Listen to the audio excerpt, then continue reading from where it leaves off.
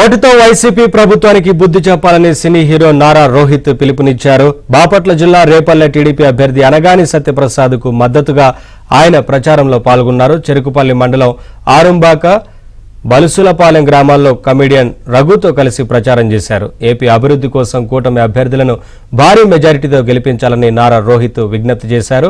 జనాల ఆస్తులపై జగన్ పెత్తనమేంటని కమెడియన్ రఘు ప్రశ్నించారు. కాపు కార్పొరేషన్ను గతంలో కంటే మెరుగ్గా అభివృద్ధి చేస్తామని అనగాని సత్యప్రసాద్ తెలిపారు.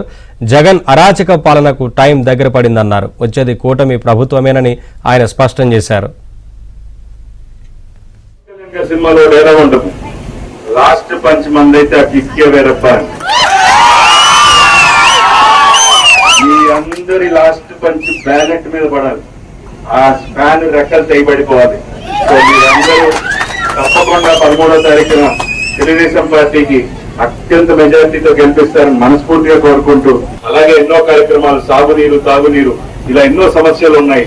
ఆ సమస్యల కోసం ఖచ్చితంగా అనగాని సత్యప్రసాద్ గారు, చంద్రబాబు నాయుడు గారు అందరూ కలిసి మీ సమస్యలన్నీ తీరుస్తారు అని తెలుగుదేశం పార్టీ మీద నిలబడుతున్న వారందరినీ, అలాగే ఇక్కడ సత్యప్రసాద్ గారిని భారీ మెజార్టీతో గెలిపించాలని కోరుకుంటున్నాను. మా తాతలు మా పని ఇచ్చిన ఆస్తి మీద నీ ఫోటో ఎందుకు అయ్యా? మాకొద్దు, మా 3 సింహాలు మాకు చాలు.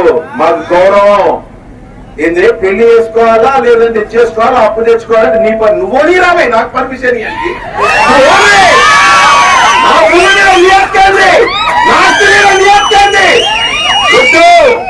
మా యువతకి ఉద్యోగాలు కావాలి.